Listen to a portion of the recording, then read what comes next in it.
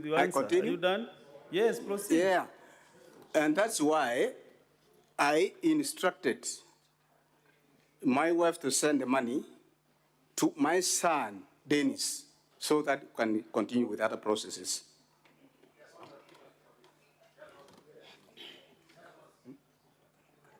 No, but you are on the queue. You're on the queue. On the same, a follow-up question.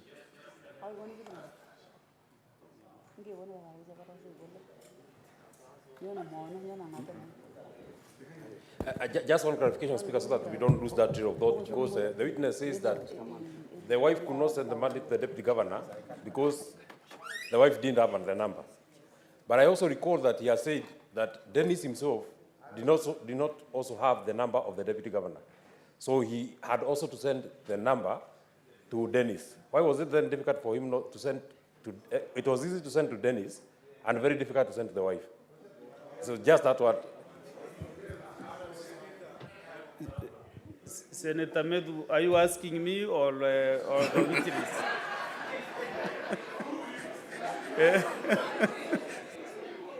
Okay, witness, proceed. Yes, Mr. Speaker, sir. You know, every person has what his own ways how he operates. And that is the best way I operate it.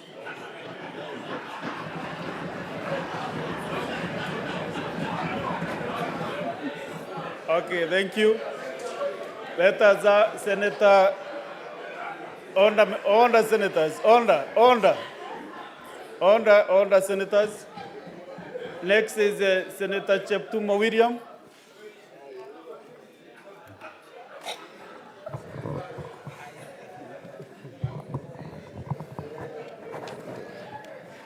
Mr. Speaker, I have only one question. That the witness went to visit the DG with his sons. And Mr. Speaker, from the evidence, the sons sat far from where the DG and the witness were conversing. I want the witness to confirm to this House that there was no discussion at all about the support of the DG to secure a job for Dennis. May I proceed, witness, answer that question from Senator William Cheptumo. Mr. Speaker, sir, kindly and humbly come again.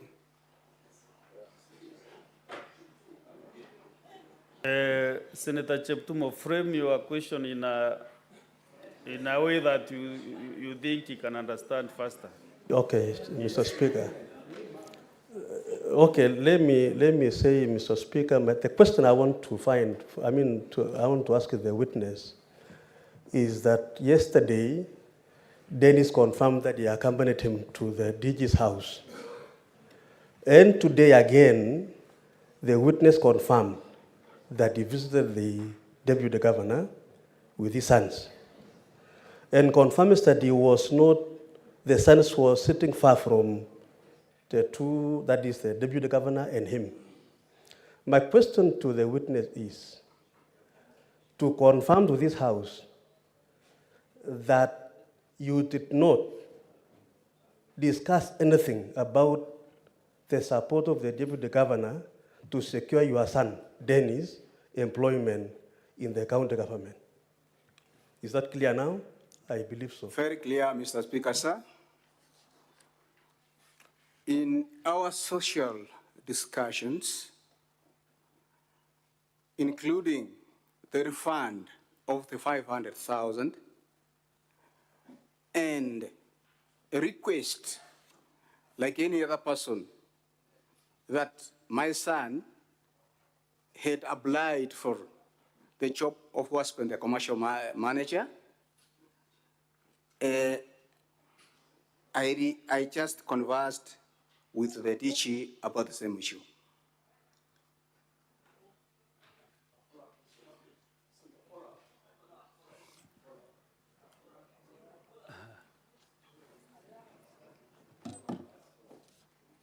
Senator Maruma.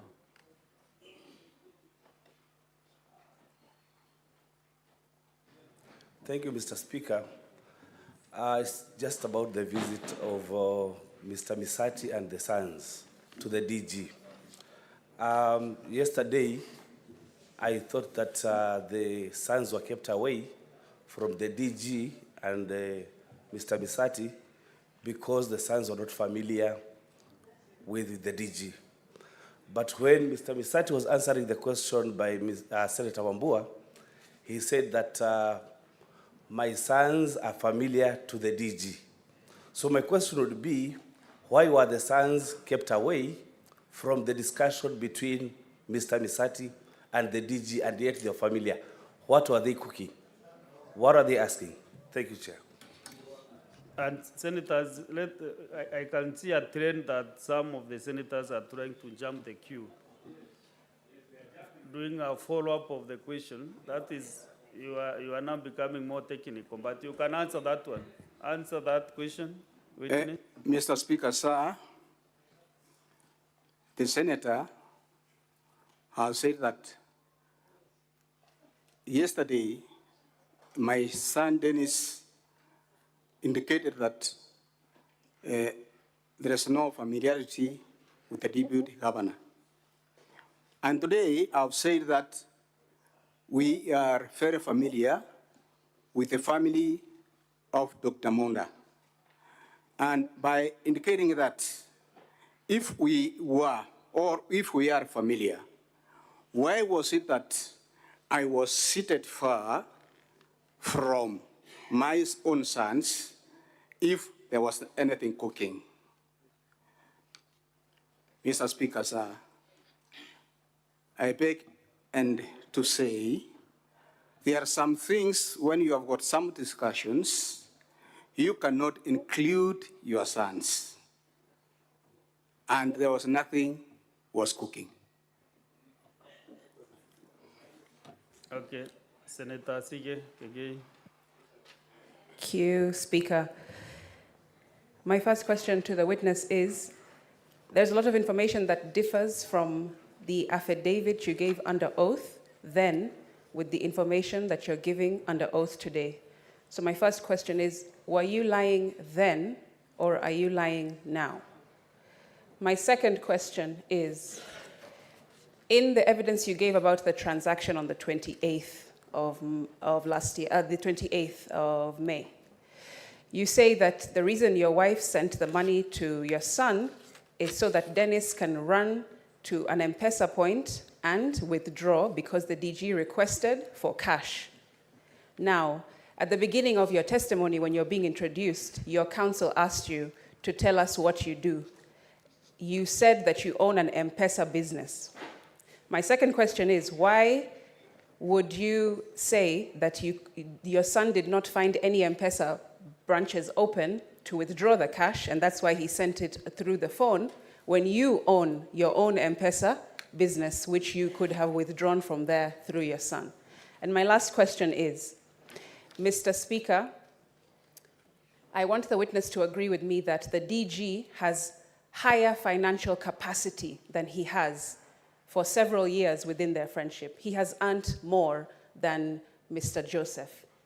So my question is, are you giving testimony that may differ between your affidavit and today because you might be weary of the well running dry in terms of the favors that you receive, financial favors from the DG through your long-term friendship?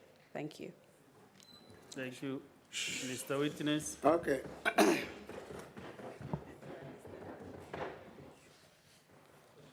Mr. Speaker, sir, the first question, although I never got them all, the senator said whether I were lying or I'm lying today. That's no. The second question, Honorable Speaker, Honorable Senator, she has said that if I am operating the M-Pesa, why didn't I send the money direct to the DG? One, my M-Pesa balance by that time had no such a balance. Two, because the DG wanted money in cash, that's why I opted the money to be sent to my son Dennis so that we can go to the nearest shop to withdraw, but unfortunately, we found that the shops had closed.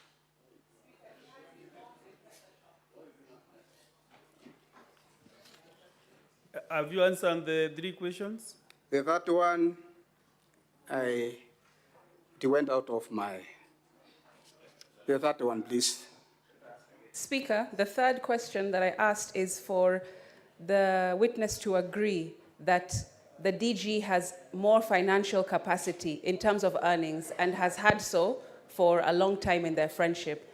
And therefore, is he concerned that without his testimony today, trying to help the DG remain in office, that the well will run dry in terms of the favors, financial favors that the DG has afforded to the witness in the past?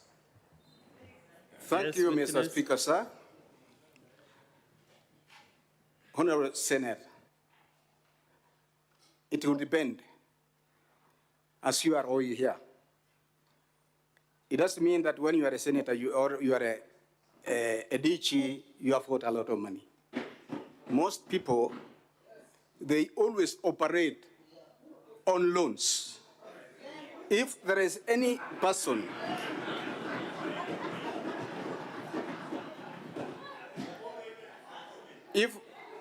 if there is any person I know that is struggling on financial crisis, is my friend DG. Yes, next is Senator Tabitha Mutinda.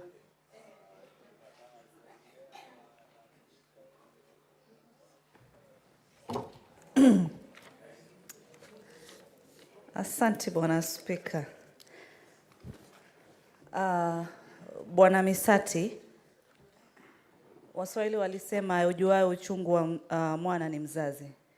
Na walimba wakasema mtoto si nguo utanunua, utaomba mtu. Asante. Niulize leo, ndugu yangu, nini hicho kilifanya mwana wako Dennis ambaye ameishi miaka 13 Nairobi aweze kuuza ile biashara yake na kuletee zile fedha? Swali la pili, katika ile biashara yako ya M-Pesa, katika zile transaction inaonekana ya kwamba ulituma zile 1251 kutumia simu yako ya rununu. Nini hiyo ilifanya zile pesa zilizobakia zile 1249 ziwe lazima zipeane katika kitita cha cash? Asante Bwana Spika. Pesa taslim. Yes, Mr. Witness. Thank you, Mr. Speaker, sir. Nafikiri umeelewa Kiswahili vizuri. Yo. Haya, endelea ujibu. Yeah, I've gotten the message. In the question of,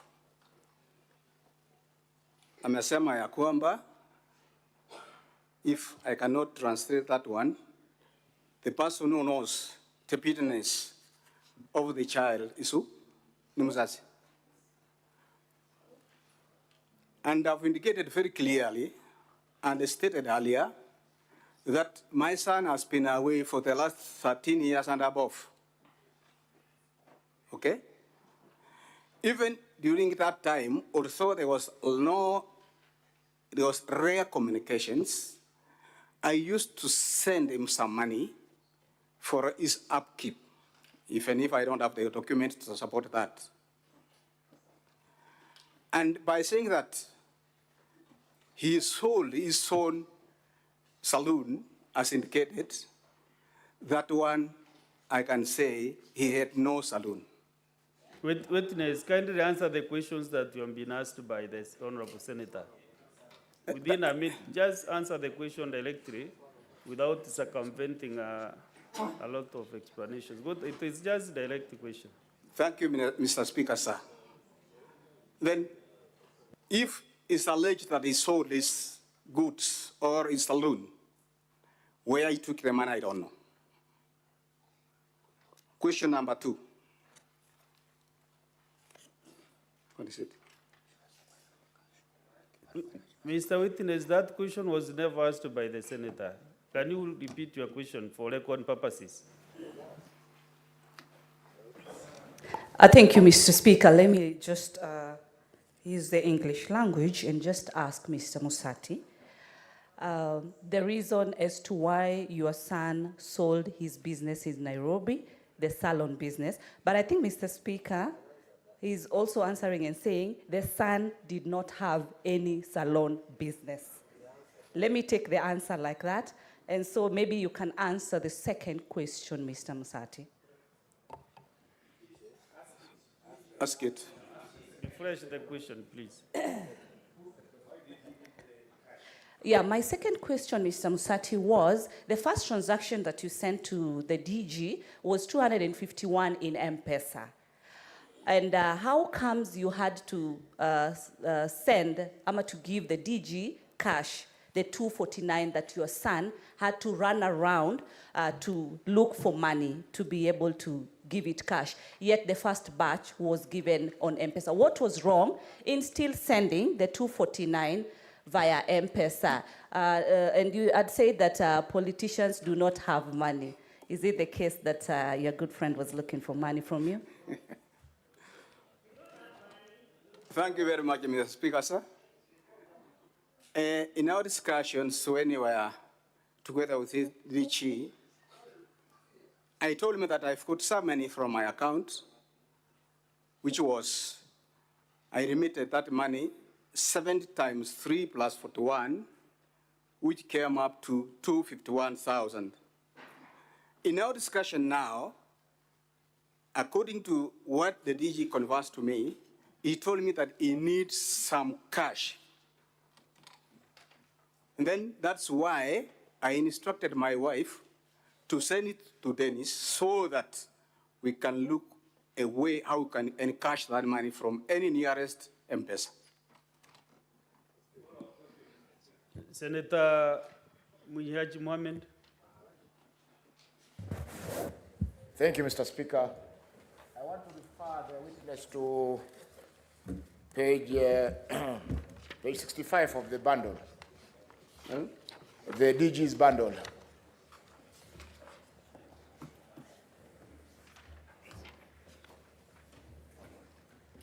I see you transferred 70,000, another 70,000, another 70,000 on the same 28th. And you had a handsome balance in the account. Why didn't you transfer the whole 500,000 that evening through your account? Number 2, you said this debt which you are paying to Mr. Monda was contracted in the year 2022. Or isn't that so? When was your last time you visited Mr. Monda before he went to his house on 28th of May, 2023? Thank you. Answer the two questions. The two questions, okay, the first, loan, sorry, the whole amount. Why I never sent the whole amount? Because I had a balance of more than 1 million. And I think, Honorable Speaker, I indicated very clearly that the much money I wanted to withdraw from my account was 251, reasons for financial management.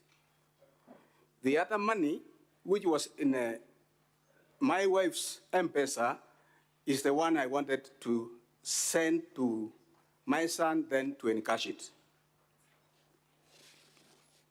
Second question, I now got it. The third one is when I was last went to DG's home. That one is very difficult to answer because I don't write the dates, but I frequently visit him when I invite him, or I book appointment when he's at home. Senator Mudigi Alexander. Asante Bwana Spika. Swali langu kwa Bwana Mseti. Bwana Mseti, vile nakuona na vile unaonekana umekomaa kabisa. Wewe ni mzee wa kijiji, wewe ni mzee wa kanisa. Kwa hivyo tunajua kuna mambo ya wazee na mambo ya familia na mambo ya rafiki. Swali langu, kama wewe ni mzee kabisa, kuna mambo ya kijana na bibi yake, kuna mambo yako na bibi yako, na kuna mambo ya deputy na kazi yake.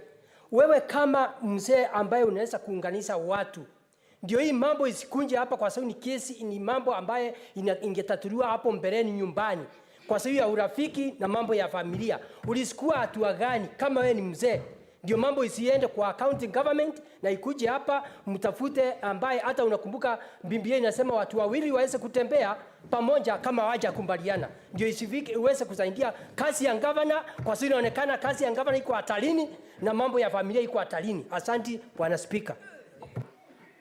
Thank you, Mr. I answer that question. Let him first answer the question, then I think that's a very good question to me. And I think I indicated very clearly that some of the issues after paying school fees of my granddaughter, things started changing as from 6th January to 13th January. Now, I think I paid school fees on Monday, following the 6th, that's Monday. After paying school fees, my son brought some shopping, which was equivalent to 13,000. Then I told him that the 13,000, I cannot raise it now. If it were possible for some of your brothers, they can assist you. Let me just look for the 500 to buy the essential things. Meanwhile, because books are needed, we can borrow books for my granddaughter, which I did on the Monday. After doing that, the person who brought me the books, I told him to take to my son's house. As he took them there, the person whom I sent there, he told me that, I am sorry, my cousin has bought all the books. Now I was wondering what has happened, where did he get the money?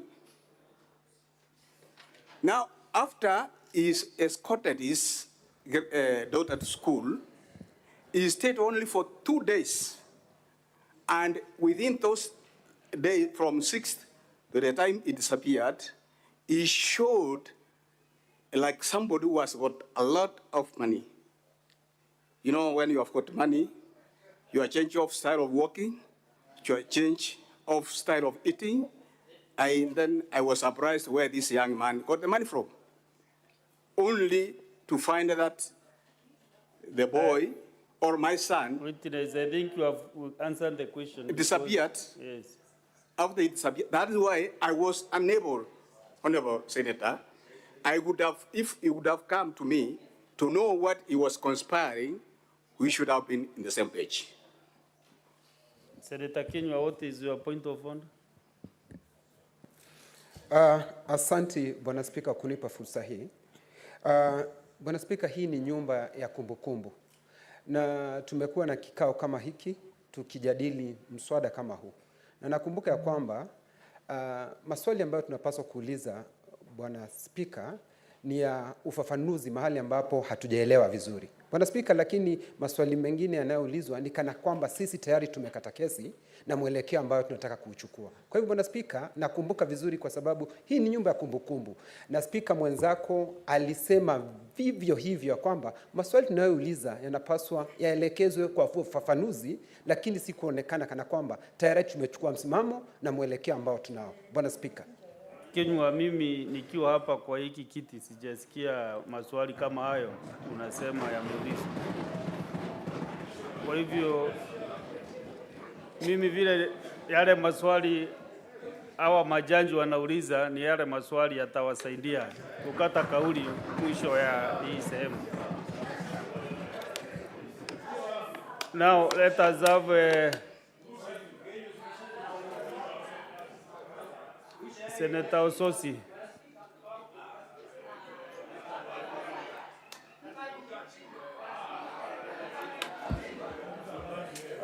Senator Mudigi, you're out of order. I will throw you out of this house, Mr. Mudigi. Mudigi, out of order. Mudigi, resume your seat.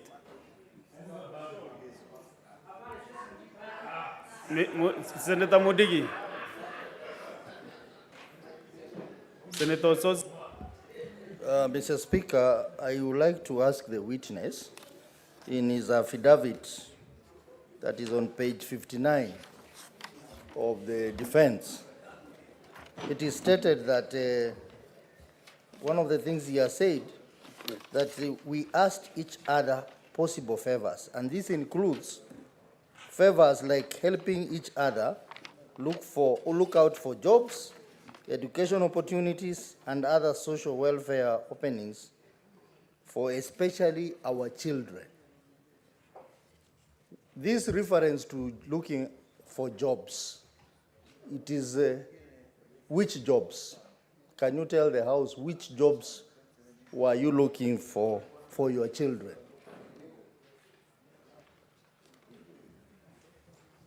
Mr. Yes, Speaker, proceed. sir. I proceed? Mr. Speaker, sir, like any other person who has taken his children to school, and because of successful employment,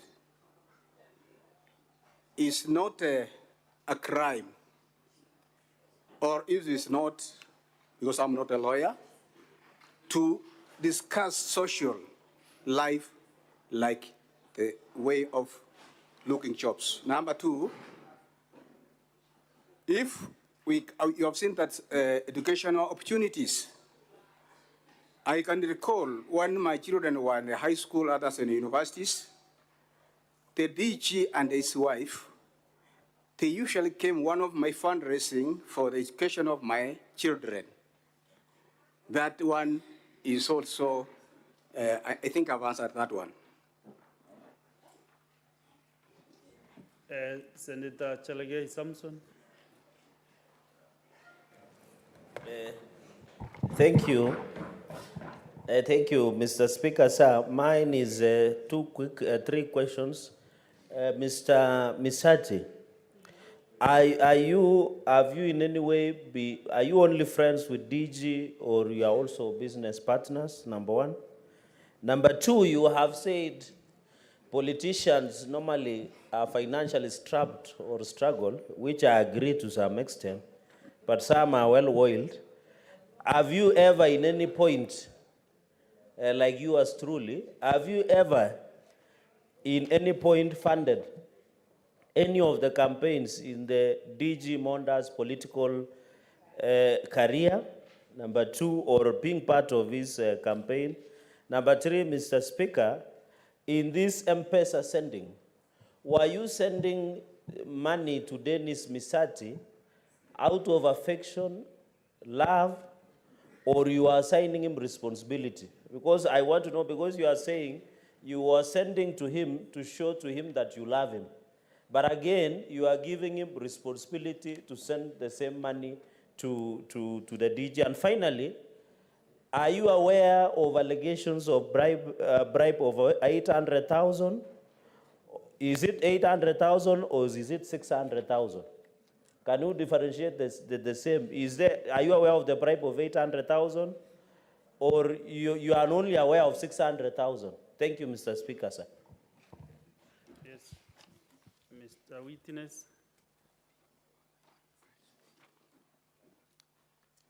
Mr. Speaker, sir, I think the first question was that are we friends or do we have a business in partnership? Before I retired, I was having shops of agrovet.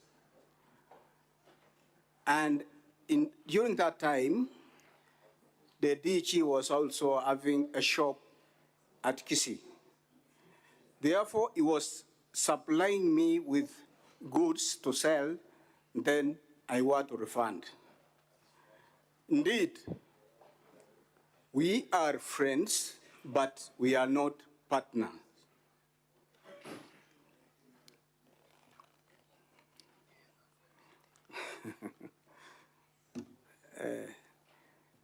I don't know, Mr. Speaker, how much money is being used for campaigns. And if you can look at the much we have been transacting, was very little money. And then if I can say, I have never funded the DG's campaign.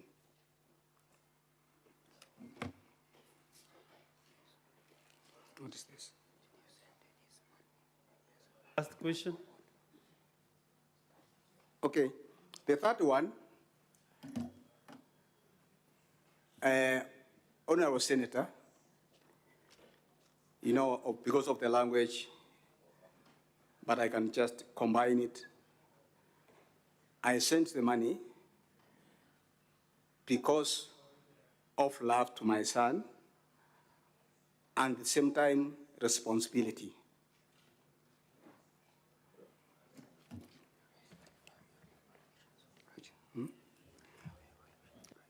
The third one, if I'm not wrong, about that, am I aware about end bribe? I've gotten the figure of 600, 800.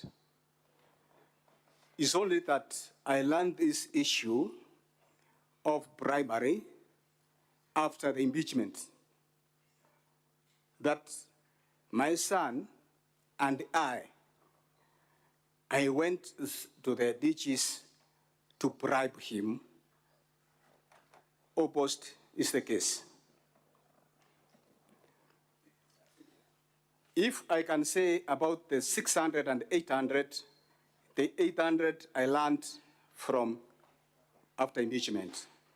The 600, the senator has indicated, the figure is there, yes, but this is the money the DG gave me and I'm yet to refund. 500. That's okay. So, honorable senators, we and both the teams from the DG and the County Assembly of Kisii, we are breaking for lunch at this hour 1 up to 2:30 p.m. So we'll be resuming exactly at 2:30 p.m. So, upstanding honorable senators, it is now 1 p.m. Time to adjourn the Senate. The Senate therefore stands adjourned until today, Thursday, 14th of March, 2024 at 2:30 p.m.